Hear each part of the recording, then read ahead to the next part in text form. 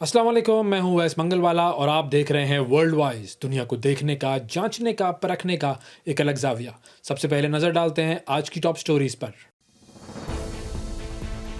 Iran Israel जंग, Israel ने Isfahan में न्यूक्लियर साइट पर हमला कर दिया। ईरान का इसराइल पर मिसाइल हमला, फौजी मराकज, फजाई अड्डे, कमांड एंड कंट्रोल मराकज को निशाना बनाया गया। हुकूमत पाकिस्तान ने अमेरिका के सदर डोनाल्ड ट्रंप को नोबेल अमन इनाम 2026 के लिए नामजद करने की सिफारिश का फैसला कर लिया। और अमेरिका में फलस्तीनी एक्टिविस्ट महमूद खलील जमानत पर रिहा। टॉप स्टोरीज आपने देखी नाजरीन। अब बात करते हैं खबरों की तफसील की। सबसे पहले सबसे बड़ी खबर, ईरान इसराइल जंग बढ़ती चली जा रही है और अब ईरान के हमलों के जवाब में इसराइल ने इस्फहान में मौजूद जो ईरान का एक न्यूक्लियर सेंटर है, न्यूक्लियर साइट है, उस पर हमला कर दिया है। ईरान ने भी बहुत ज़्यादा हमले किए हैं इसराइल पर और मिसाइल ईरान की तरफ से दागे जा रहे हैं इसराइल पर।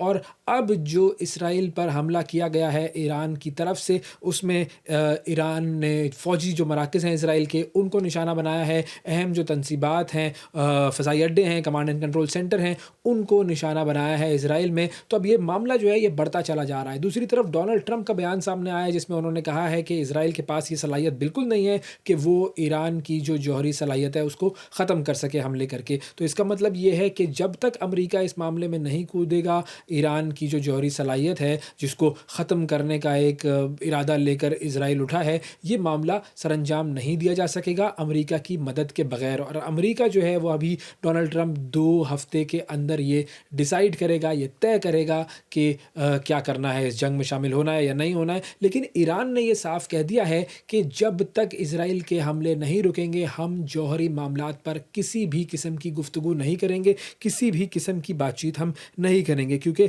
कहा यह जा रहा था कि ईरान को जो है वो इस जंग की वजह से दबाव में लेकर आएगा वेस्ट, और फिर ईरान जो है वो अपना सर नगू कर देगा और जो भी न्यूक्लियर डील उससे कही जाएगी उस पर वो साइन कर देगा। लेकिन ऐसा हुआ नहीं है। अब तेहरान में बड़े प्रोटेस्ट हो रहे हैं इस वक्त, और वो प्रोटेस्ट हैं अमेरिका के ख़िलाफ़, इसराइल के ख़िलाफ़। और उन प्रोटेस्ट में आप देख सकते हैं कि बहुत सारे लोग ऐसे हैं जो कि हज़ारों की तादाद में निकले हैं और उन्होंने अपनी हुकूमत पर मुकम्मल एतमाद का इजहार किया है और मर्ग बर अमेरिका, मर्ग बर इसराइल के वो जो नारे लगाते हैं वो लगाए हैं। आइए इस पूरी सूरत हाल पर एक रिपोर्ट देखते हैं। ईरान इसराइल जंग मजीद कशीदगी इख्तियार कर गई। इसराइल का ईरान के जौहरी तनसीबात पर हमला, ईरान का भरपूर जवाब। इसराइल की फौजी तनसीबात पर हमला, इसराइल के हवाई अड्डे, कमांड एंड कंट्रोल सेंटर को भी निशाना बनाया। उधर ईरान इसराइल जंग पर होने वाले इस्लामी ममालिक के वज़राए ख़ारजा इजलास में इसराइल को दहशतगर्द रियासत करार दे दिया गया। चेयरमैन OIC तुर्क सदर तैयब उर्दवान ने इसराइल को खित्ते को अदम इस्तेहकाम का शिकार करने का जिम्मेदार भी ठहराया। तुर्क सदर ने मुस्लिम उम्मा को दरपेश चैलेंजेस और इसराइली जहरियत पर दो टोक और जुर्रतमंदाना मौक़िफ़ इख्तियार करते हुए उम्मत मुस्लिमा को मुत्तहिद होने की तलकीन की। दूसरी तरफ आलमी बरादरी की जंग बंदी के लिए सिफारती कोशिशें मशकूक होने लगी। यूरोपीय ममालिक की एक तरफ ईरान से बातचीत, दूसरी तरफ सिफारती ताल्लुकात तातुल में डाल दिए। बरतानिया ने ईरान से अपने सिफारती अमले को वापस बुला लिया। स्विट्जरलैंड ने भी तेहरान में अपना सिफारत खाना आर्जी तौर पर बंद करने का ऐलान कर दिया। फ्रांसीसी सदर ने मुज़ाकरात की सूरत में ईरान पर शराइत आयद करने का इशारा दे दिया। जी, रिपोर्ट आपने देखी। अच्छा, अब ये जो मामला है, ये मामला ये नहीं है कि ईरान के पास न्यूक्लियर जो वेपन्स हैं वो आने वाले हैं और वो न्यूक्लियर वेपन्स बनाने के बिल्कुल करीब है।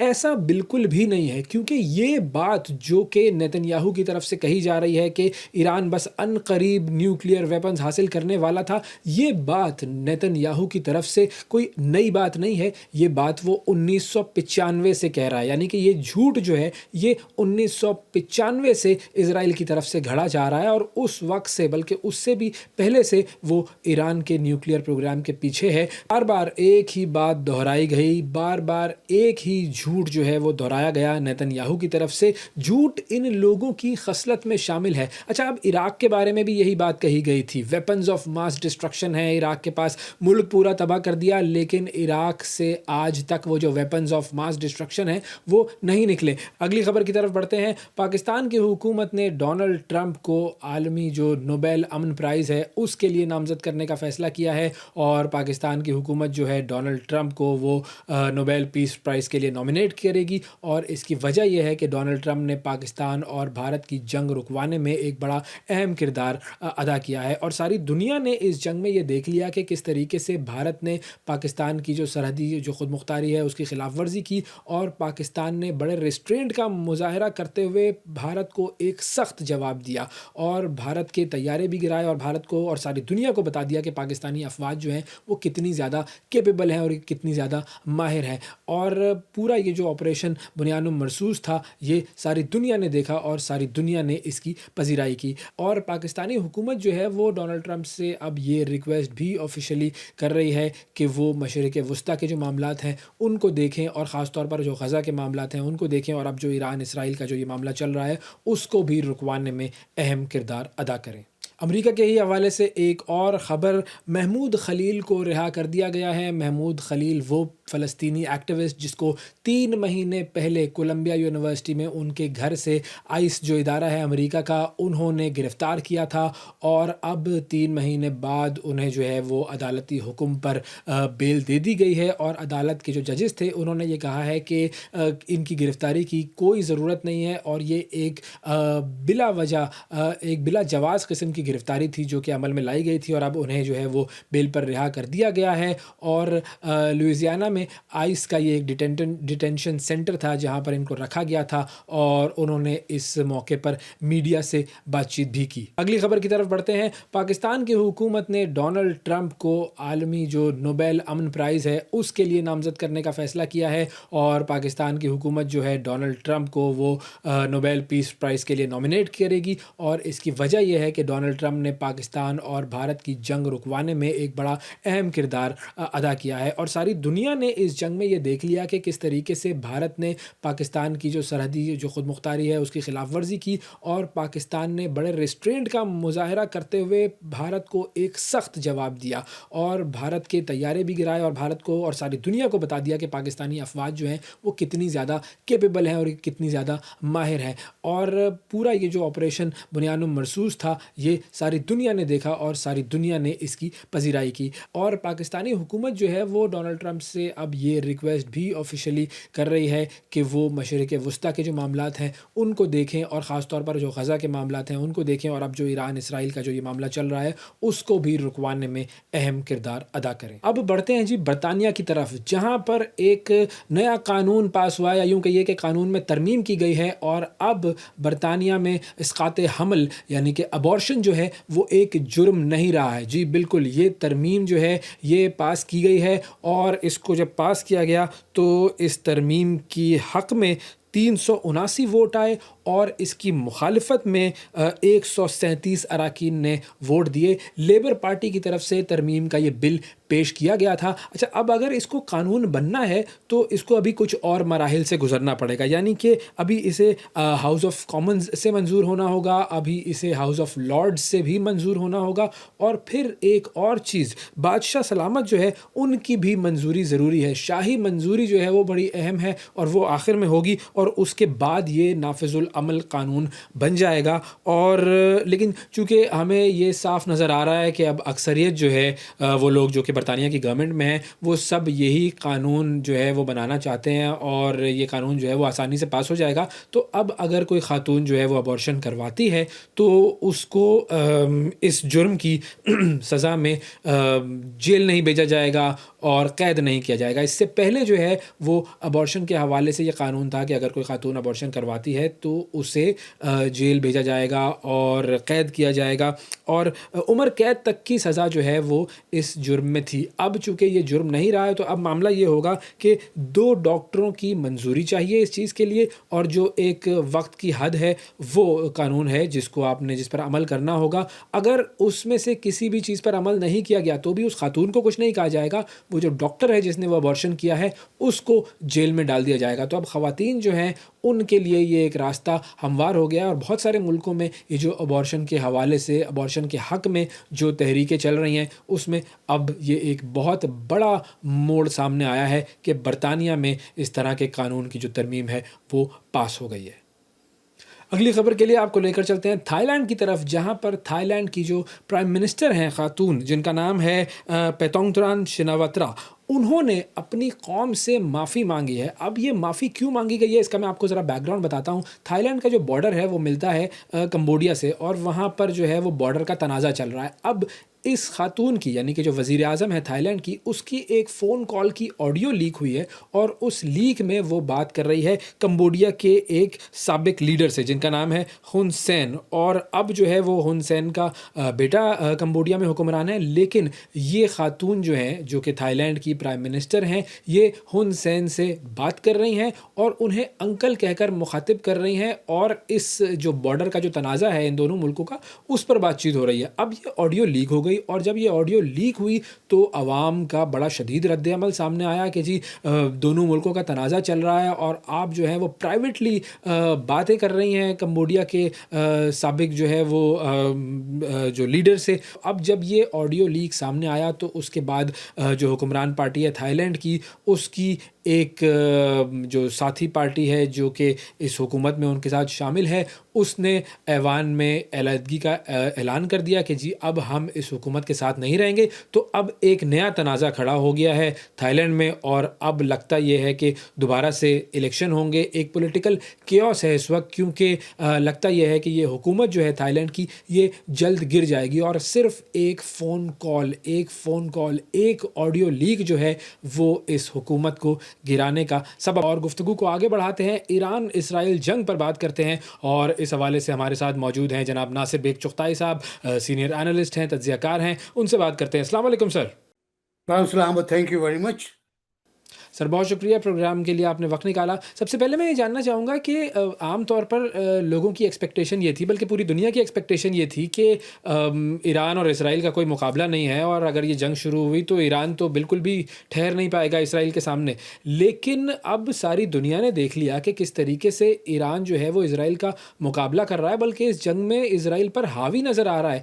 तो ये जो इतनी बड़ी बड़ी इंटेलिजेंस एजेंसीज़ हैं इसराइल की और अमेरिका की, उन्हें क्या अंदाज़ा नहीं था कि ईरान जो है वो इतना तगड़ा मुकाबला करेगा?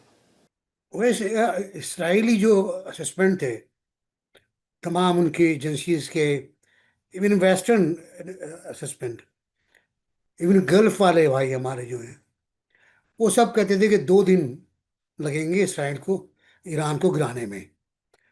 और खुद पाकिस्तान में भी लोगों का ये ख्याल था, टू बी वेरी ऑनेस्ट, कि मुकाबला नहीं है जैसा कि आपने कहा। लेकिन मुकाबला तो दिल नातवा ने खूब किया। 7वां दिन है, और 7वें दिन उन्होंने सजील के नाम से जो मिसाइल इस्तेमाल किया है, उसका तमाशा देखा गया तल अबीब के आसमानों पर, कि उसने किस तरह डॉज दिया है एंटी मिसाइल रॉकेट्स को और सिस्टम को।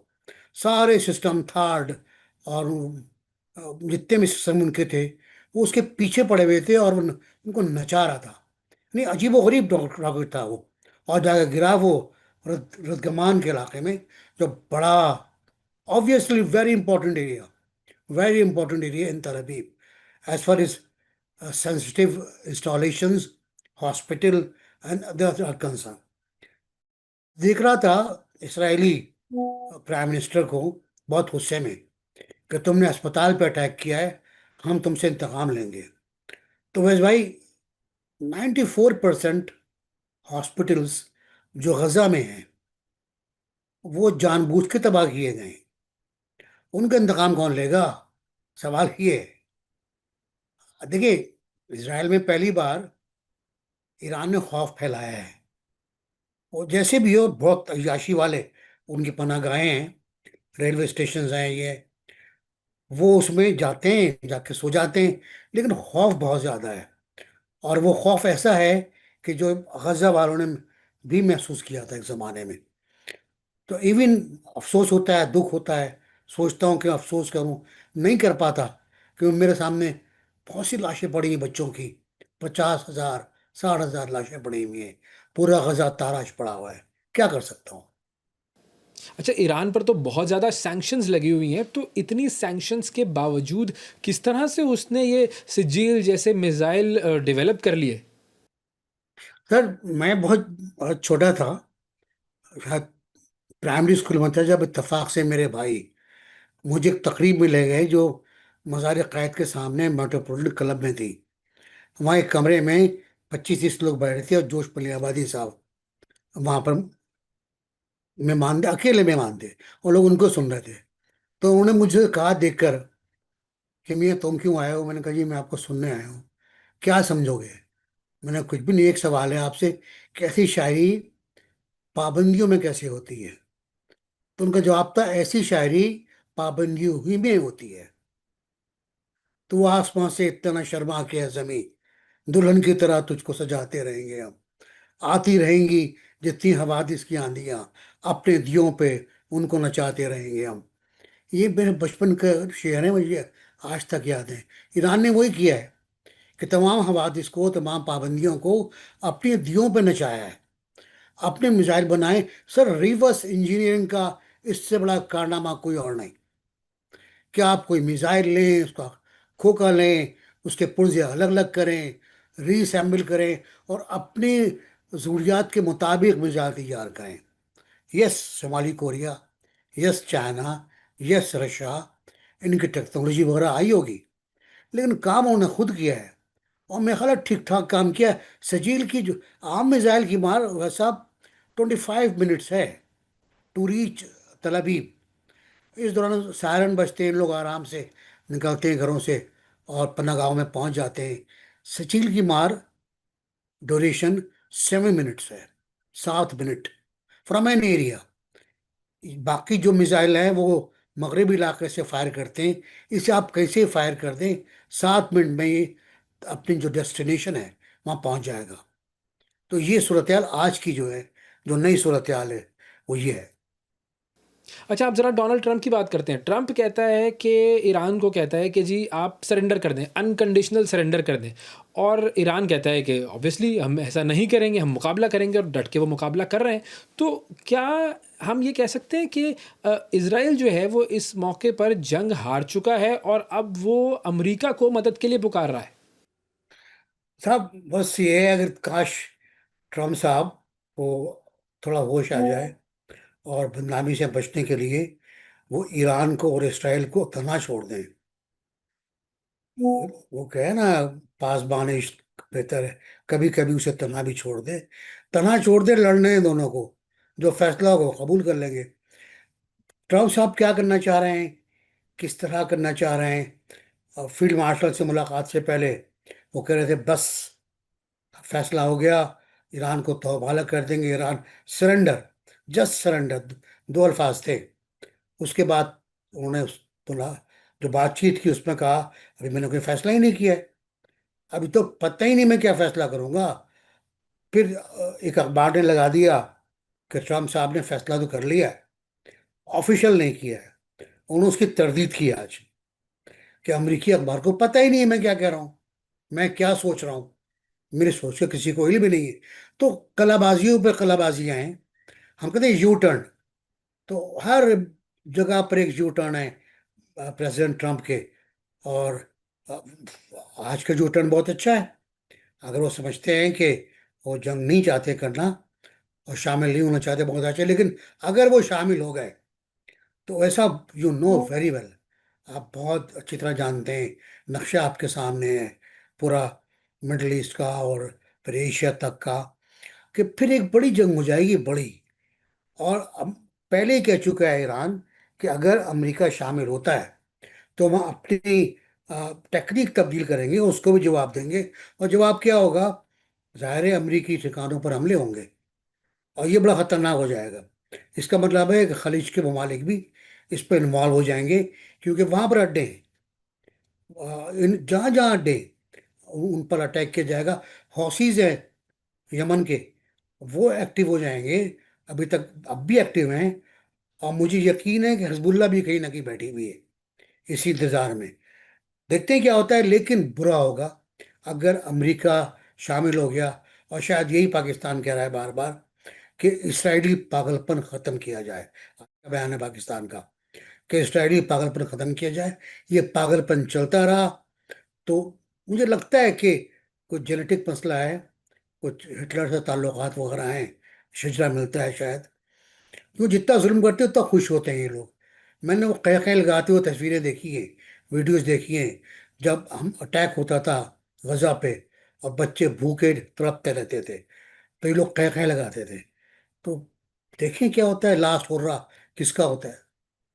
अच्छा, ट्रंप का कुछ समझ में नहीं आ रहा। कभी वो कहता है कि हाँ, हम इस जंग में शामिल हो जाएँगे, कभी कहता है कि हम इस जंग में शामिल नहीं होंगे, कभी कह रहा है कि मैं सोच रहा हूँ। मतलब वो कुछ कन्फ्यूज़ नज़र आ रहा है। और अभी भी जो ताज़ा लेटेस्ट जो बयान है, वो ये है कि अब हम 2 हफ़्ते के अंदर ये फ़ैसला करेंगे कि हमें इस जंग में शामिल होना है या नहीं होना है। तो ये मतलब ट्रंप क्या वाक़ई कुछ कन्फ्यूज़्ड है या वो ब्लफ़ कर रहा है? मेरा ब्लफ कर रहा है। ट्रम्प कंफ्यूज नहीं है, क्लेवर बंदा है बहुत। इसलिए दूसरी बार मुंतखब होकर आया है। लेकिन फंडामेंटली नेशनलिस्ट है, फंडामेंटली जायनिस्ट का हामी है। मैं ज्यूज नहीं कहूँगा, आई रेस्पेक्ट ज्यूज, मेरे बहुत से दोस्त हैं। जायनिस्ट का हामी है। और बेटी का भी ताल्लुक अब जाहिर है एक उसके खानदान से है। तो बहुत क्लेवर हैं, बहुत देख रहे हैं, सोच रहे हैं। लेकिन उनकी राह में दो तीन बातें हैं।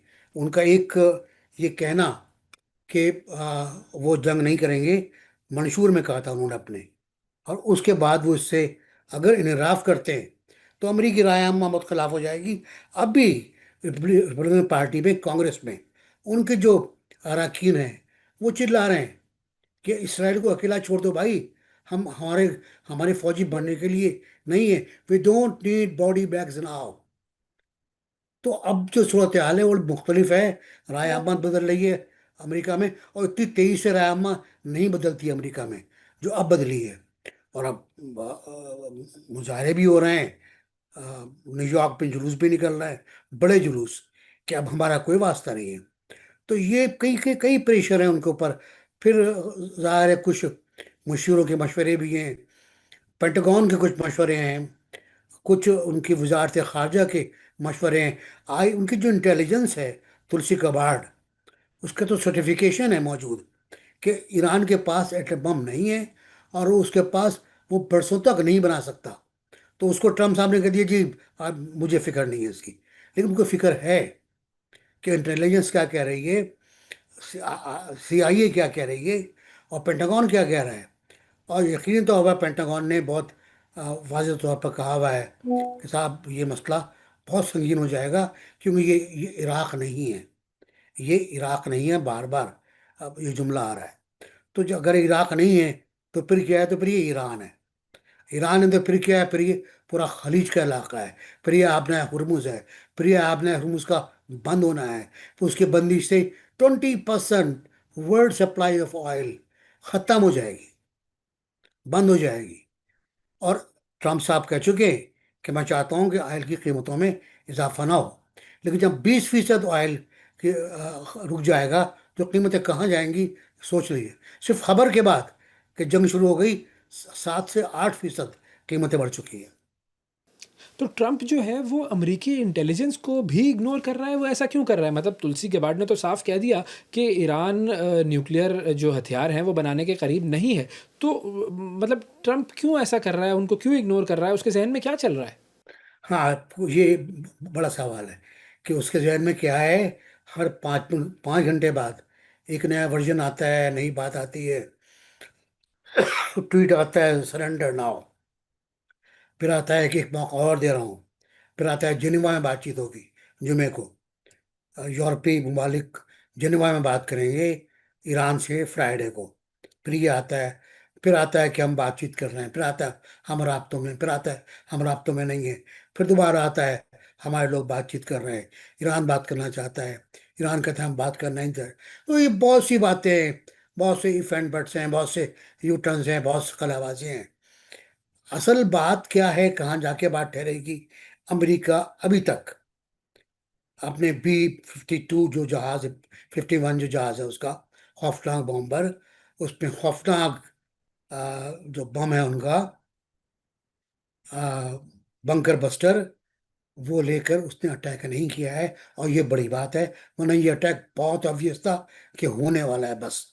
अच्छा, अब इज़राइल की तरफ से भी एक बहुत बड़ा ऐलान सामने आया है और उन्होंने कहा है कि अब जो ईरान के जो सुप्रीम लीडर हैं आयतुल्लाह ख़ामनेई, उनको ज़िंदा रहने का कोई हक़ नहीं है और अब अगला टारगेट वो होंगे। तो अगर कोई इस तरह की चीज़ होती है और अगर उन्हें कुछ होता है, तो जो ईरान के अवाम हैं, उनका क्या रिएक्शन होगा? क्योंकि बहुत सारे लोग ये कह रहे हैं कि वो जो ईरान की अवाम है, वो अपनी इस हुकूमत से खुश नहीं है, तो वो क्या रिएक्ट करेंगे? किस तरह रिएक्ट करेंगे? आपको क्या लगता है?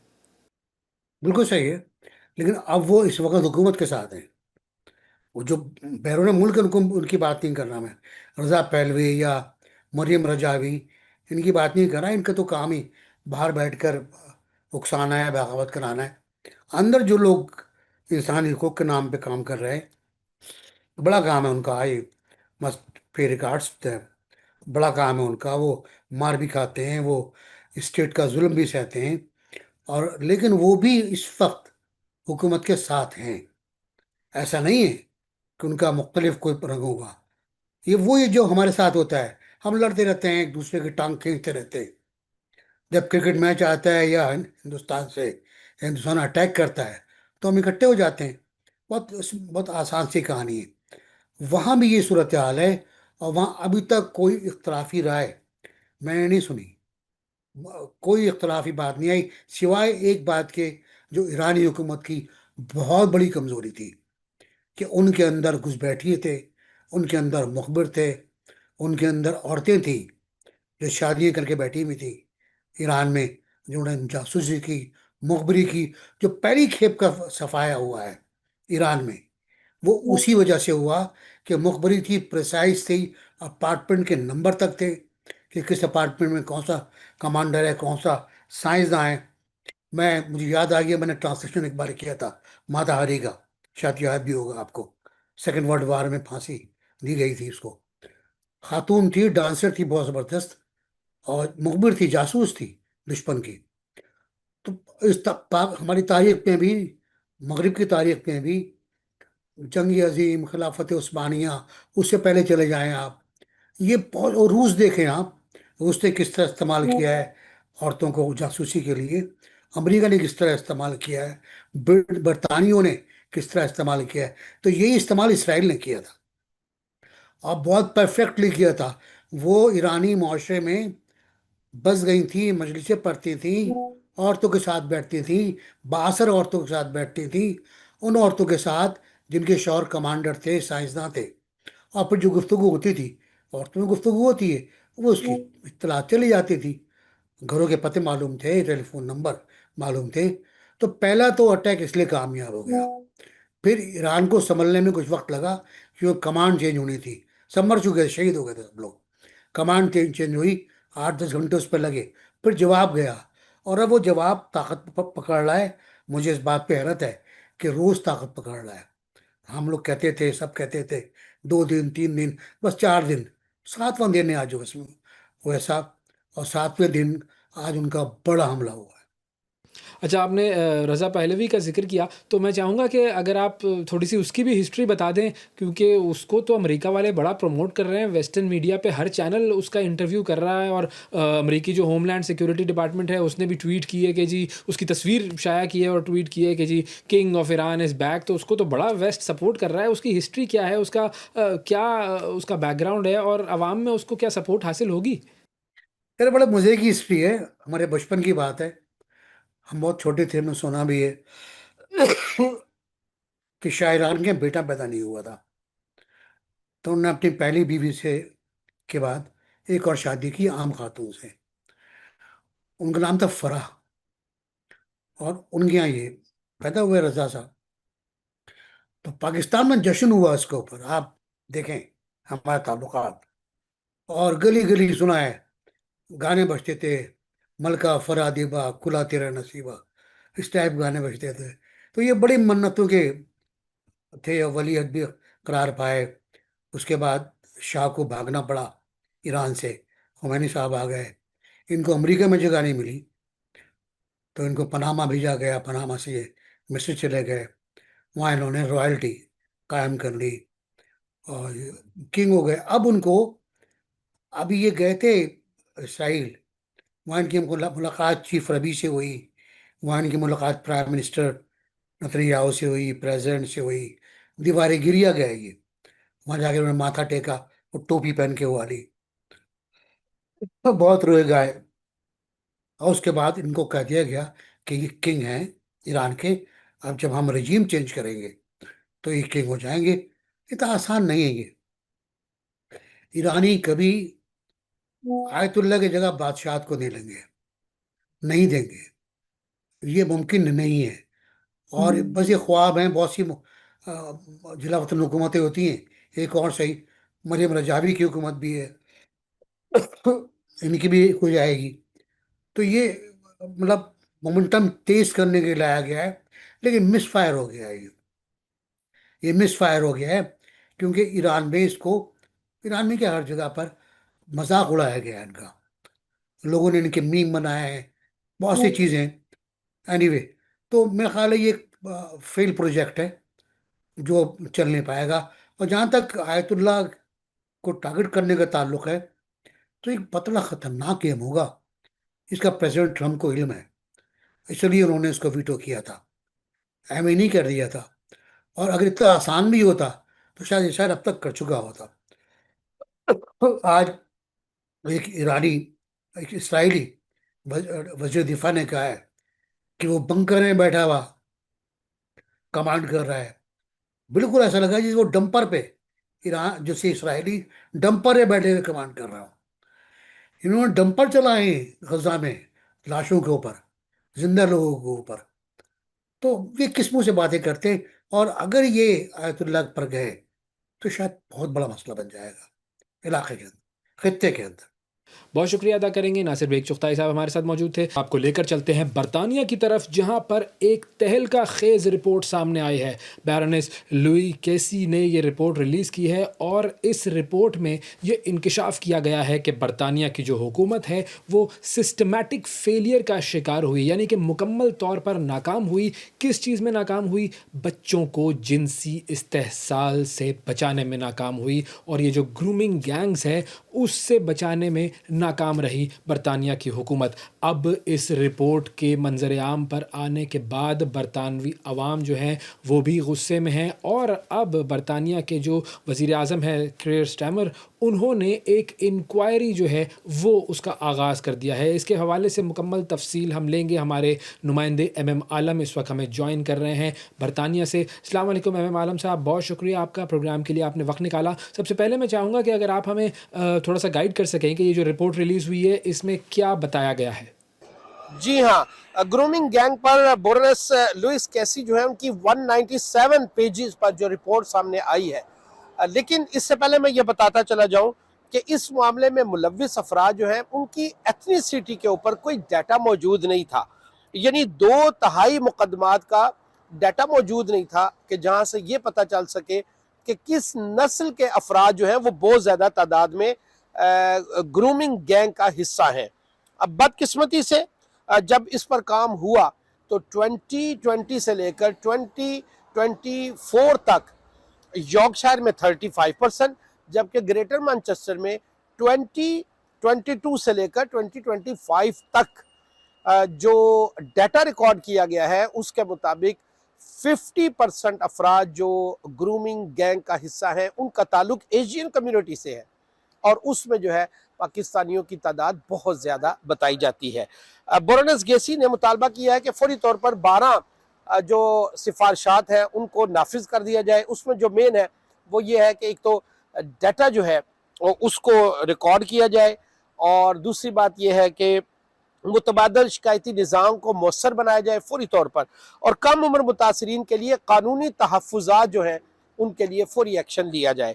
होम सेक्रेटरी जो कूपर हैं उन्होंने सिफारिशात पर नफाज का फौरी तौर पर वादा कर लिया है। और जब ये रिपोर्ट रिलीज़ हुई है तो उस पर अवामी रद्द अमल के बारे में कुछ बताएंगे?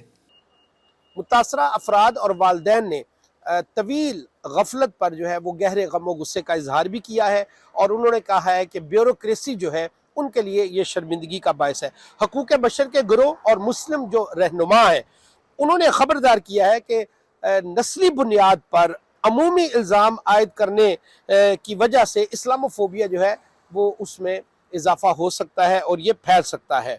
बाज़ तज्ज़ियाकारों का कहना है कि दाएं बाजू के हिमायत याफ्ता जो हल्के हैं वो इसको इस्तेमाल करके शरअंगेज़ी जो है उसको फैला सकते हैं। अच्छा, इस मामले पर इलॉन मस्क जो है उन्होंने बड़ा शोर मचाया था, वो क्यों इतना ज़्यादा इसमें इंटरेस्ट ले रहे थे? और कहा यह भी जा रहा है कि वो चूँकि राइट विंग को ज़्यादा जो है वो प्रमोट करते हैं और चाहते हैं कि हर जगह पर राइट विंग जो लोग हैं उनकी हुकूमतें हों, तो उनके बारे में बताइएगा कि वो क्यों इतना इंटरेस्टेड हैं इस पूरी रिपोर्ट में? जी हाँ, एलन मस्क और दाएं जानिब के हलकों के दबाव के बाद वजीर आजम बरतानिया के स्टामर ने कहा कि इंक्वायरीज तो बहुत हो चुकी हैं, अब अमली इकदाम जो है उनको जारी रखने की ज़रूरत है। और इसी वजह से बरतानवी हुकूमत ने बहुत तेज़ी से कवानीन में तब्दीलियाँ की हैं और बहुत ज़्यादा सख्तियाँ की हैं जो कि आने वाले वक्तों में देखी जा सकती हैं। अलबत्ता एलन मस्क जो है उनकी ये आदत है कि सियासी असर रसूख बढ़ाना और शह सुर्खियों में रहना, उसकी वजह से वो इस तरह की हरकतें करते रहते हैं। अच्छा, कुछ लोग एक और बात कह रहे हैं, वो कह रहे हैं कि फ़लस्तीन के हवाले से जो मुज़ाहरे हो रहे हैं बरतानिया में वो भी काफ़ी ज़्यादा हो रहे हैं, तो इस वजह से सिस्टमैटिकली जो है वो मुस्लिम मुखालिफ जज्बात को उभारा जा रहा है, कहीं ऐसा तो नहीं है? रिपोर्ट में ऐसे इशारे तो नहीं मिले, अलबत्ता मुस्लिम रहनुमा जो है उन्होंने ये इंदिया दिया है कि ये इम्कान मौजूद है कि मसला की हसासियत से कुछ हल्के जो है वो फ़ायदा उठाकर फ़लस्तीन के एहतजाज में जाने वाले मुसलमान जो हैं उनके खिलाफ जज्बात भड़का सकते हैं। और फाइनली एक और चीज़ मुझे बताइएगा कि गुज़िश्ता दिनों डाउनटाउन मैनचेस्टर जो है वहाँ पर कुछ नौजवानों ने आकर बड़ा हल्ला मचाया हुआ था, वो क्या मामला था? ये वाक़या बतदरीज फ़लस्तीन की हमायती एहतजाज से जुड़ा हुआ लगता है। अभी तक तहकीकात जारी है और किसी किस्म की कोई तफसीलात अभी वाज़े सामने नहीं आई है। अभी तक जो बात सामने आई है वो यही बताया जा रहा है कि नौजवानों का एहतजाज स्याह या सफ़ेद नस्ल या किसी मजहबी हल्का जो है उसके खिलाफ नहीं था, बल्कि खालिसतन जो इक्तिसादी और समाजी महरूमियाँ और मजबूरियाँ उनके खिलाफ इनका शोर होगा था। बहुत शुक्रिया अदा करेंगे। एमएम आलम साहब हमारे साथ मौजूद थे और बात हो रही थी कि किस तरीके से बरतानिया में इस रिपोर्ट ने तहलका मचा दिया है और अब जो ग्रूमिंग गैंग्स हैं उनके हवाले से बरतानिया में तहकीकात होंगी। नाज़रीन, आज के प्रोग्राम में इतना ही। आपसे अगले प्रोग्राम में फिर मुलाकात करेंगे, उस वक्त तक के लिए इजाज़त दीजिए। अल्लाह हाफ़िज़।